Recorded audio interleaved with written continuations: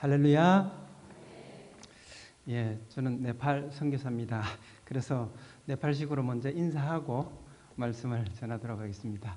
네팔 인사는 손을 모으고 나마스테라고 인사합니다. 나마스테. 이렇게 인사하는데 일반적으로 인도 네팔은 이렇게 인사하고요. 그리고 교회에서는 또 이렇게 인사하지 않습니다. 저의 머시라고 하는데요. 저의는 승리, 그리고 머시, 메시아, 예수.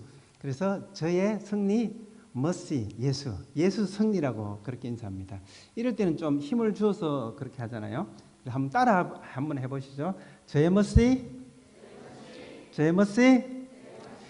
이때도 손을 모으고 인사합니다. 옆 사람과 한번 인사해 보겠습니다. 저의 머시. 네팔은 이렇게 인사합니다. 제가 성강교회에 4번째 와서 설교를 하는 것 같아요. 하나님께서 계속해서 보내주시고 또 선교지를 소개하게 해주셨던 것 같습니다.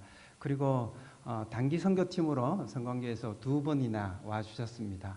그래서 이 성강교회와 함께 네팔 선교가 계속해서 진행되고 있고, 그리고 아름답게 학교가 세워져 가고 있습니다. 지금은 2017년에 유치원이 시작되었는데 올 4월부터는 학교로 이제 업그레이드가 되었습니다. 지금 약 70명의 학생들이 공부를 하는 학교로 성장해 가고 있습니다. 그래서 앞으로 10학년까지 계속해서 올라가면서 그곳에서 아이들이 자랄 것 같습니다. 그러나 대놓고 복음을 전하거나 그렇게 전도하지는 못하고 있습니다. 이곳에서 기도로 시작하고 또 교직원들이 예배를 드리면서 어린아이들에게 복음이 흘러갈 수 있도록 그렇게 노력하고 있습니다. 그리고 단기 선교팀이 오면은 이 학교에서 아이들에게 복음을 전하고 프로그램을 진행하는 그런 시간들을 가지고 있습니다. 성강교회가 도와주셔서 이렇게 된 것이 아닌가, 여러분들께 다시 한번 감사의 말씀을 드리겠습니다. 제가 그 사진을 보면서 좀 나누려고 했는데요. 제가 그 사진을 호주머니는 가지고 왔는데 제가 드리지는 못해가지고, 특별히 오늘 또 헌신 예배로 왔기 때문에 오늘 헌신 예배 설교를 하도록 하겠습니다. 그리고 또 다음에 또 불러주시면은 네팔을 또 사진을 보면서 네팔을 소개하는 그런 시간들을 가지도록 하겠습니다. 오늘 본문은 디비라 호수에서 벌어진 일이었습니다. 이 호수의 이름은 다양하게 불려지고 있었습니다. 갈릴리 호수라고도 하고 게네사렛 호수라고도 하고 디베라 호수, 또 심지어는 바다라고도 했습니다. 이곳은 베드로와 요한 그리고 야고보가 사람을 낚는 어부가 되리라는 예수님의 부름을 받았던 곳이기도 합니다. 이곳에 베드로와 함께 7명의 제자들이 있습니다. 이들이 어떻게 여기 머물고 있는지는 성경에 기록하고 있지 않습니다. 그러나 정황상 볼 때 베드로가 나는 물고기 잡으러 가노라 이 말을 했고, 그리고 옆에 있던 제자들이 나도 가노라 이렇게 맞장을 치면서 여기에 오게 되지 않았나, 너무나 익숙한 자기들의 삶의 현장으로 오게 되지 않았나 그렇게 생각되어집니다. 디비라 호수에서 예수님께서 나타나신 것은 벌써 3번째라고 성경은 기록하고 있습니다. 먼저 예수님은 여자들에게, 그리고 빈 무덤을 통해서 베드로에게 먼저 나타나셨습니다. 그리고 또 호련히 부활 후 첫날 저녁에 너희에게 평강이 있을지어다, 평안하라 그렇게 하시면서 2번째 제자들에게 나타나셨습니다. 그리고 오늘 이 디베라 바닷가에, 호수가에 3번째 자기를 보여주셨습니다. 제자들은 예수님의 십자가와 부활을 생생하게 목격했습니다. 그들에게 예수님의 부활은 실제로 목격했지만은 그 실제가 되지 못하고 오히려 두려워 떠는 그런 신세가 되었습니다. 언제 로마 군병들이 찾으러 올까, 잡으러 올까 두려워 떠는 그런 신세가 되었습니다. 그런 두려움에 떠는 상태에서 베드로가 먼저 고백했던 것이죠. 나는 물고기 잡으러 가노라 이렇게 말했습니다. 그리고 고향이 비슷한 제자들이 우리도 가겠노라 그렇게 합세하지 않았을까 생각되어집니다. 이렇게 제자들은 어떤 사람들은 디베라 호숫가로 또 어떤 제자들은 엠마오로 이렇게 흩어지기 시작했을 것 같습니다. 디베라 호수는 베드로와 제자들에게 생업의 현장이었습니다. 예수님을 따라 사람을 낚는 어부가 되겠다. 그래서 그물을 던져 두었는데 다시 그곳을 찾아가고 있습니다. 베드로는 이렇게 고백했습니다. 영생의 말씀이 주께 있사오니 우리가 누구에게로 가오리까? 이렇게 고백했는데 이제 예수님을 떠나 생업의 현장으로 고기나 잡으러 가겠다. 그렇게 말하고 있습니다. 예수님께서 주신 반석이라는 뜻, 베드로라는 이름을 내팽개치고 다시 시몬으로 살아가려고 합니다. 그리고 베드로는 또 이렇게 고백했습니다. 주는 그리스도시요 살아계신 하나님의 아들이십니다. 그리고 예수님은 바요나 시몬아 내가 복이 있다. 이를 내게 한 이는 혈육이 아니요 하늘에 계신 내 아버지시니라. 너는 베드로라. 내가 이 반석 위에 내 교회를 세우리니 엄부의 권세가 이기지 못하리라. 이렇게 칭찬받던 베드로가 아닙니까? 그런데 왜 베드로는 이 베드로라는 이름을 버리고 시몬으로 다시 돌아가려 할까요? 저는 이 베드로가 시몬으로 다시 돌아가려는 이유를 세 가지로 한번 찾아보았습니다. 먼저 베드로는 큰 실패를 경험했습니다. 큰 실패를 경험하면은 하던 일을 멈추고 다른 곳을 바라보게 되는 거죠. 예수님은 너희가 다 나를 버리리라 그렇게 말씀하셨습니다. 이때 베드로는 다른 사람은 다 버릴지라도 나는 예수님을 버리지 않겠습니다. 이렇게 고백했습니다. 그런데 예수님께서 이렇게 말씀하셨죠. 오늘 밤 닭이 울기 전에 내가 나를 3번 부인하리라. 이 말을 듣고도 베드로는 이렇게 고백했습니다. 내가 주와 함께 죽을지언정 주를 부인하지 않겠습니다. 연약한 인간이 무슨 장담을 할 수 있겠습니까? 우리도 우리 자신을 믿지 못할 때가 참 많습니다. 사람들은 이렇게 큰 실수를 경험하면은 자기를 믿지 못하게 되고 자기가 가던 길을 돌아서게 됩니다. 그리고 두 번째 베드로는 두려웠습니다. 예수님께서 부활하셨습니다. 그리고 만나기도 했습니다.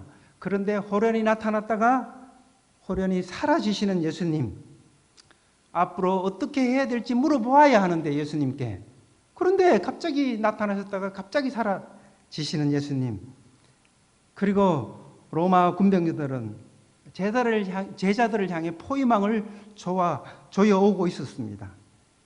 예수님은 볼 수가 없습니다. 곳곳에 문 두드리는 소리가 들립니다. 군사들이 언제 들이닥칠지 모릅니다. 이러한 두려움 가운데 베드로는 야범도주하지 않았을까요? 그리고 세 번째는 미래에 대한 두려움입니다. 제자들은 사실 예수님을 왕으로 따르고 있었습니다. 로마의 압제에서 해방시켜줄 왕. 그래서 예루살렘이 가까울수록 서로 누가 높냐고 경쟁을 했고, 세베대의 아들들은 예수님의 좌우를 달라고 그렇게 요청하기도 했습니다. 그런데 그 예수님이 십자가에 못 박혀 죽으신 것입니다. 그리고 부활했다고는 하는데 생사를 알 수 없었습니다. 현실적인 왕은 아닌가 봐. 그래서 미래에 대한 불확실, 이 미래에 대한 불확실이 베드로를 돌아서게 했다는 것입니다. 어떨 때 훈련이 참 멋있는 사람을 만드는 것 같지만 부질없을 때가 참 많습니다. 제자들은 3년 동안 예수님과 함께 동고동락하면서 많은 훈련을 받았습니다. 오병이어의 경험도 하고 죽었던 사람이 살아나는 것도 경험하고 풍랑을 잔잔케 하시는 예수님도 목격했습니다. 그러면서 우리가 주와 함께 죽으러 가자, 예루살렘을 향하여 그렇게 말했습니다. 그런데 이러한 실패로 인하여 넘어지고 말았습니다. 죽을지도 모른다는 두려움, 미래에 대한 불확실성으로 무너지고 말았습니다. 더 이상 예수님은 눈에 보이지 않습니다. 이러한 상황이 비단 베드로와 제자들에게만 일어나는 현상일까요?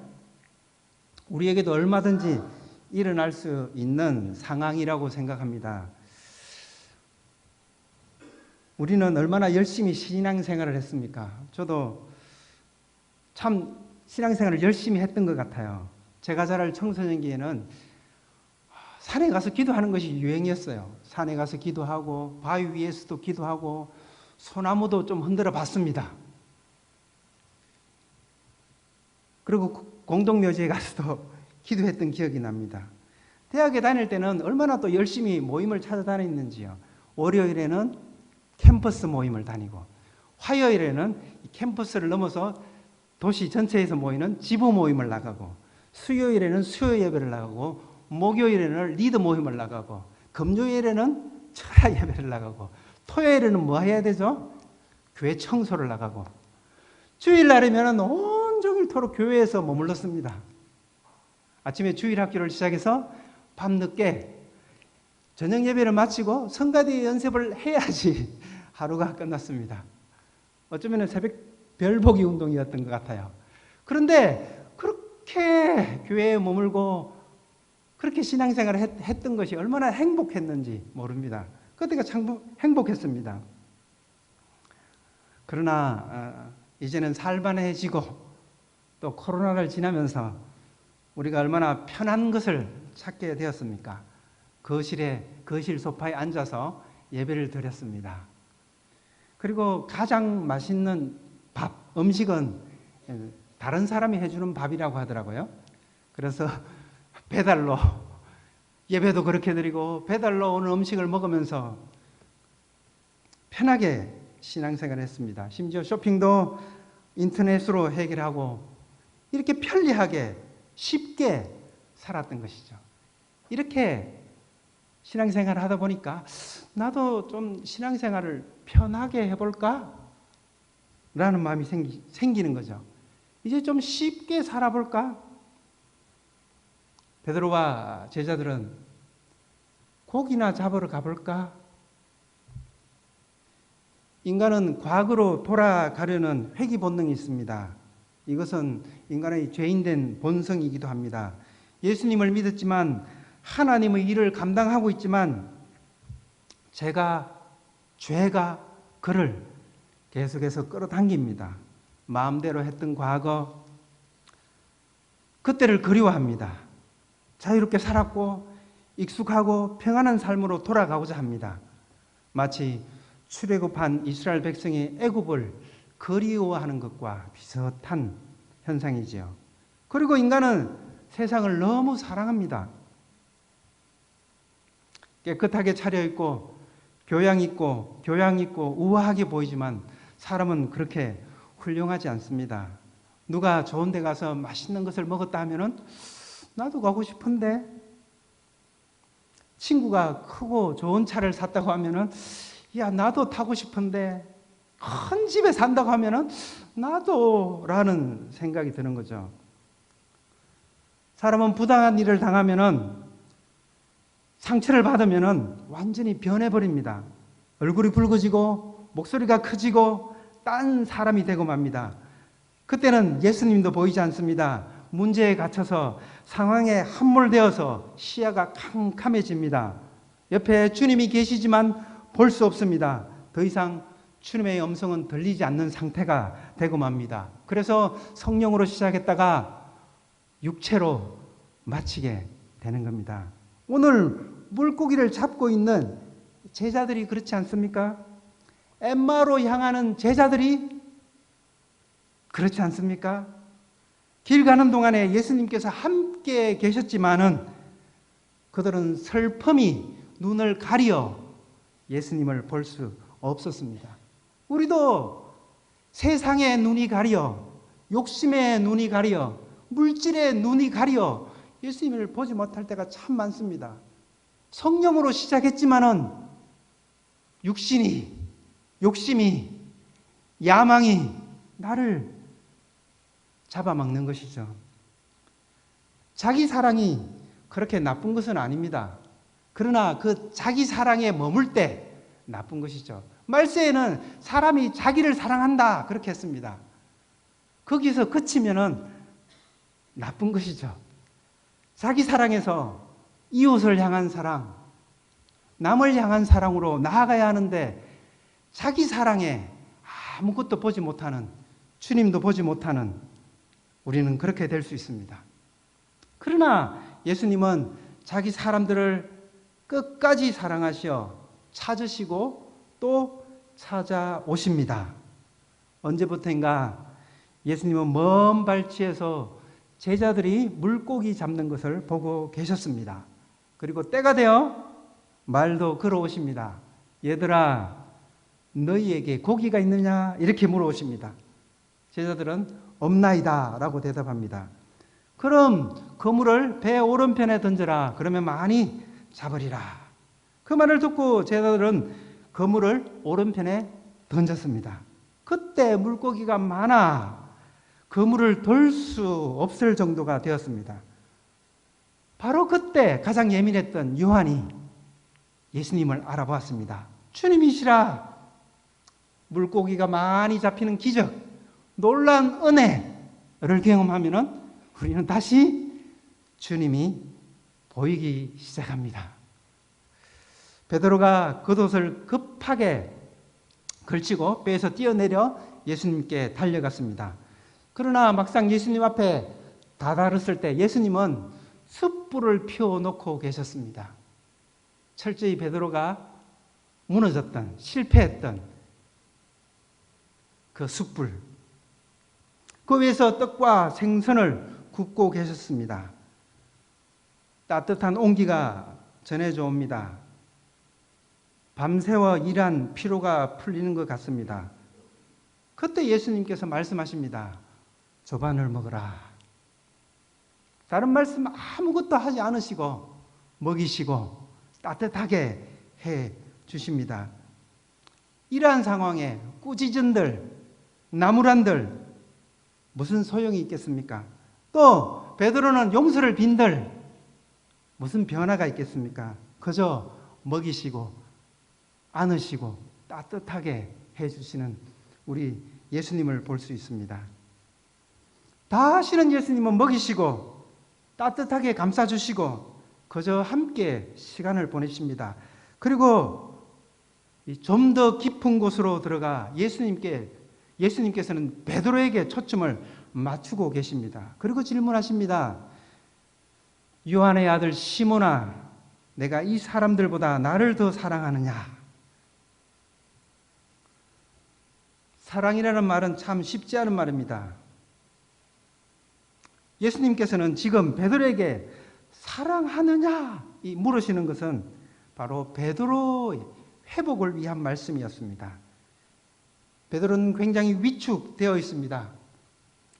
죽어도 같이 죽겠다 했는데 예수님을 부인하고 말았습니다. 그것도 3번씩이나. 그리고 부활하신 주님을 만났을 때 아무 말 하지 못했습니다. 바다에 뛰어내려 예수님께 달려왔지만 아무 말 할 수가 없었습니다. 이제 등 따시고 배불러서 긴장이 풀렸는데 예수님께서 나를 사랑하느냐 물어오십니다. 그것도 이 사람들보다 나를 더 사랑하느냐 최상급으로 물어오십니다. 이렇게 질문하신 의도는 사랑이 회복되면 다 회복되는 것이기 때문입니다. 사실 그렇습니다. 우리에게 사랑이 회복되면 모든 것이 회복됩니다. 예수님은 가장 큰 계명을 마음과 뜻과 목숨을 다하여 하나님을 사랑하는 것이라 하였습니다. 사랑을 하면 내 것이 되는 것입니다. 사랑하면 각각에서 우리 하나가 되는 것입니다. 그래서 사랑이 중요한 것입니다.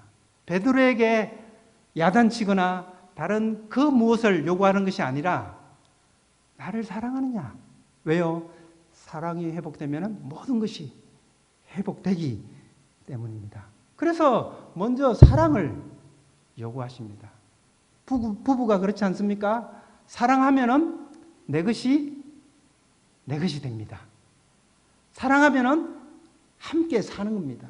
사랑하면은 우리의 것이 되는 것이죠.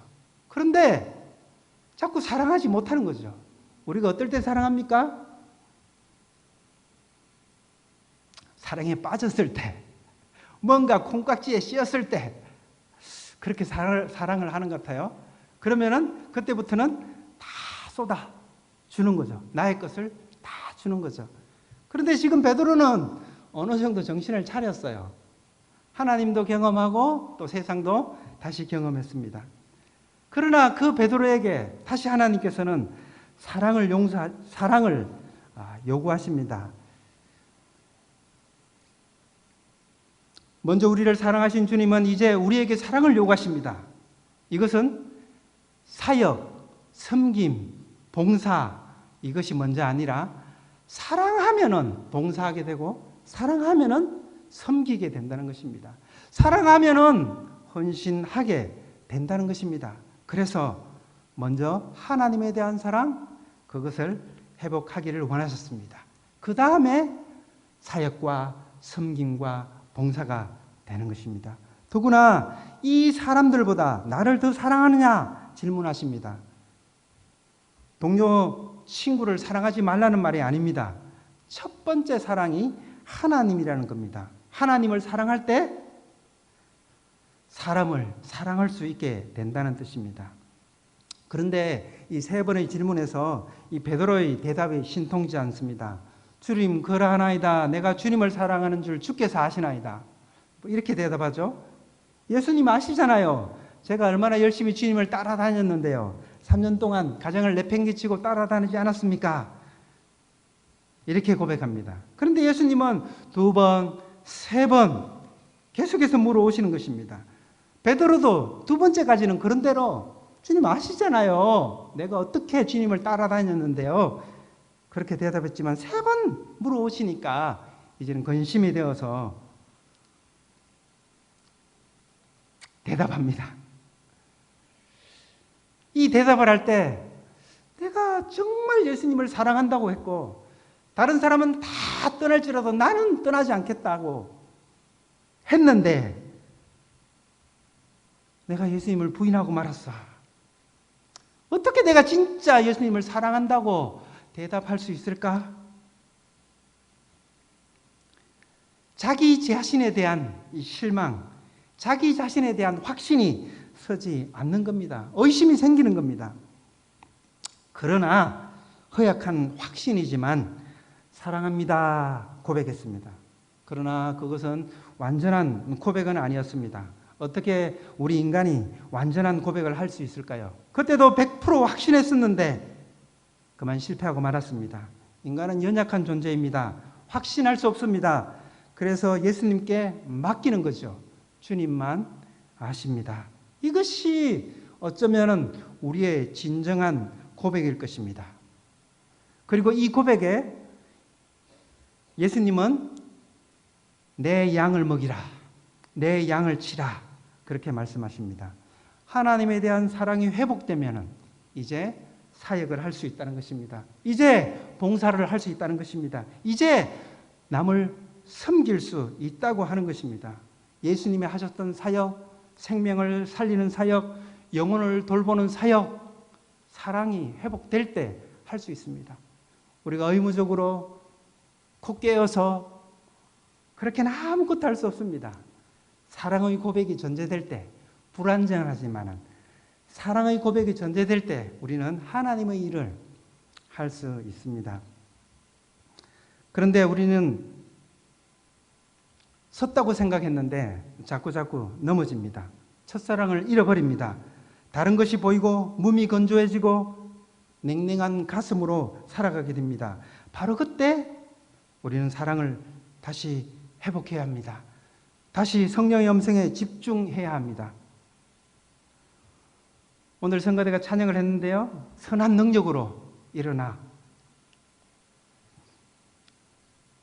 보네포는 이렇게 말했습니다. 너는 나를 따르라. 이 말을 와서 죽으라 라는 말이라고 그는 고백했습니다. 보네포는 천재였고 탁월한 신학자였습니다. 그래서 미국에 머물면서 사람들을, 후배들을 가르치기를 친구들은 조언했습니다. 그러나 그는 조국 독일로 돌아가지 않을 수가 없었습니다. 그리고 독일로 돌아가 나치에 맞서다가 형장의 이슬로 사라지고 말았습니다. 보네포를 따르는 많은 동료 목사들도 있었지만은 그 당시 대부분의 목사들은 나치 치하에서 은근히 나치를 응원하면서 평안을 누렸습니다. 위장된 평화를 위해서 목회자의 양심을, 복음의 진리를 팔아버리고 말았습니다. 우리들도 얼마든지 그렇게 살아갈 수 있습니다. 좀 편하게 살지, 쉽게 살지, 행복하게 살지, 그렇게 살아갈 수 있습니다. 그러나 예수님은 우리에게 찾아오시고 또 찾아오셔서 사랑을 요구하십니다. 그러면서 섬기라고, 다른 사람을 섬기라고 말씀하십니다. 모세가 애굽의 궁전에서 살았다면 평생 아마 편안하게 쉽게 살았을 것입니다.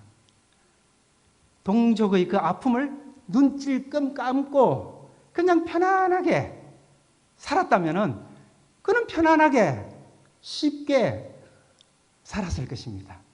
그런데 그것을 참지 못했어요. 남을 위한 사랑. 그래서 나섰잖아요. 그리고 광야에서 또 이스라엘 백성들을 데리고 40년 동안 또 살아가게 되는 것이죠. 그래서 출애굽하는 주인공으로서 가나안 땅에 이스라엘 백성들을 데리고 가는 주역이 되었습니다. 다시 말해서 쉽게 산 것이 아니라 오히려 가치 있는 인생을 살았던 것이죠. 우리도 얼마든지 쉽게 편안하게 살아갈 수 있습니다. 그러나 하나님은 우리에게 편안한 것, 쉬운 것보다 가치 있는 일을 하라고 우리를 부르십니다. 복종이 무엇인지는 복종하면서 배우는 것이지 질문을 통해서 배울 수 없다.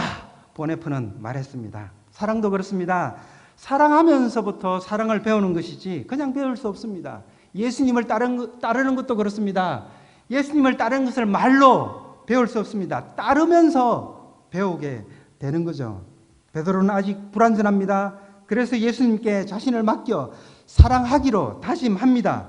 예수님을 따라 다시 가보려고 결단합니다. 우리도 완전하지 않습니다. 그러나 사랑하기로 다짐하고 사랑하기로 결심하면은 그때 하나님께서 역사하십니다. 민수기 14장 28절에는 이렇게 말하고 있습니다. 여호와의 말씀에 내 삶을 두고 맹세하노라. 너희 말이 내 귀에 들린 대로 내가 너희에게 행하리니.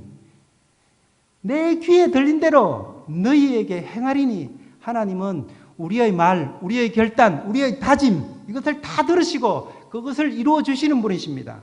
그래서 말은 씨가 됩니다. 그리스도의 말은 힘이 있습니다. 우리가 다짐한 대로, 우리가 결단한 대로 하나님께서는 일하십니다. 베드로는 완전치 못한 고백을 했습니다. 주님께서 아시나이다. 그러나 오순절 성령 강림이 이루어진 이후 베드로는 완전히 달라진 완전한 사랑을 고백하는 사람이 되었습니다. 무엇이 베드로를 이렇게 바꿔놓았습니까? 이 사랑의 고백이 그리고 하나님께 주신 은혜, 성령 충만이 그를 바꾸어 놓았습니다.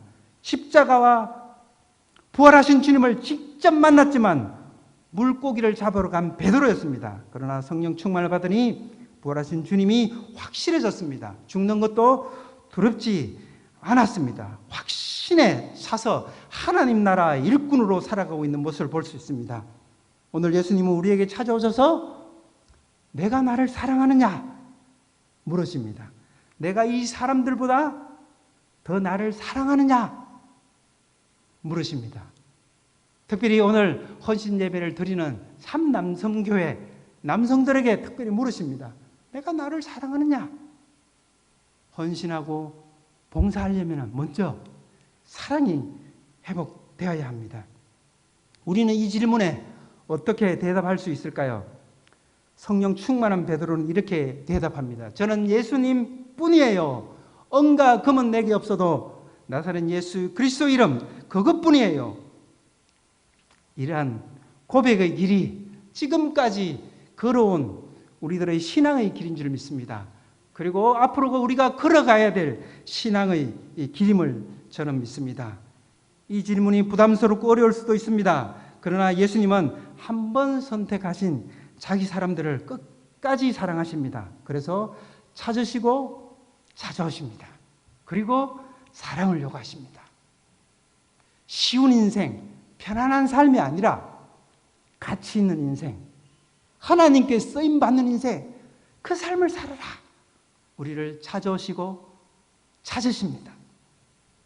이 질문에 응답하여 내가 주님을 정말 사랑합니다 고백하시는 모든 성도님들이 되시기를 간절히 바랍니다. 우리 마칠 때 찬양 하나 하고 마치도록 하겠습니다. 갈릴리 바닷가에서 우리 찬양 하나 하고 마치겠습니다. 갈릴리 바닷가에서 주님은 시몬에게 물으셨네. 사랑하는 시몬아, 넌 날 사랑하느냐? 오 주님, 당신만이 아십니다. 2절은 사마리아 우물가에 있습니다.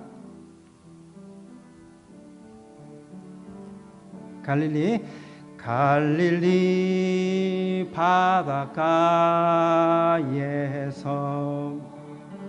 주님은 시몬에게 물으셨네. 사랑하는 시몬아, 넌 날 사랑하느냐? 오 주님, 당신만이 아십니다. 사마리아 우물가에서 사마리아 우물가에서 주님은 여인에게 물으셨네.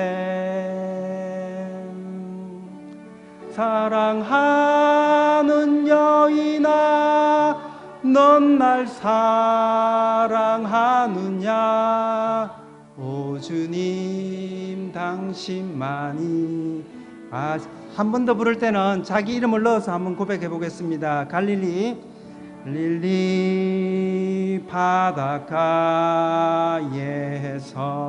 바닷가에서 주님은 태완에게 물으셨네. 사랑하는 태완아, 넌 날 사랑하느냐? 오 주님, 당신만이 사마리아 우물가에서 사마리아 우물가에서 주님, 자기 이름을 태완에게 물으셨네. 사랑하는 태완아, 넌 날 사랑하느냐? 오 주님, 당신만이 아십니다. 이 시간 잠시 결단의 기도를 드리겠습니다. 주님, 사랑합니다. 주님께서 내가 나를 사랑하느냐 물으실 때 이렇게 고백하며 쉽고 편안한 신앙생활이 아니라 정말 가치 있는 신앙생활, 하나님께 기쁨이 되는 신앙생활을 하겠습니다. 주님 사랑합니다. 고백하는 기도를 드리겠습니다. 같이 기도하시겠습니다. 오 아버지 하나님, 그렇습니다. 주님께서 지쳐있는 우리에게 찾아오셔서 질문하십니다. 내가 나를 사랑하느냐?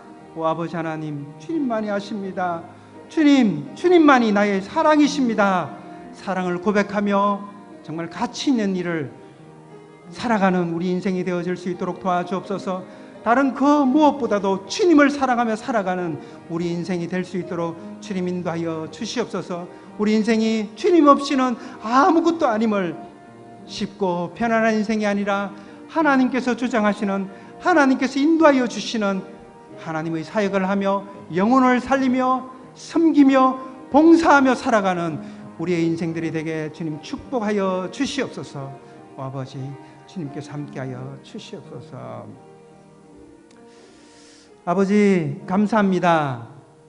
성강교회 은혜 베풀어 주셔서 우리 예수님께서 찾아와 주시고 지친 우리들, 쉬운 것을 좋아하고 세상을 좋아하는 우리들에게 다시 한번 내가 나를 사랑하느냐 물어주시니 감사합니다. 오 주님, 주님만의 나의 사랑이십니다 고백하며 첫사랑을 회복하는 모든 성도들 되게 축복하여 주시옵소서. 그리고 쉽고 평안한 인생이 아니라 가치 있는 인생을 살아가는 우리 삼남성교회, 특별히 모든 성도들이 될 수 있도록 축복하여 주시옵소서. 감사드리오며 예수님 이름으로 기도드리옵나이다.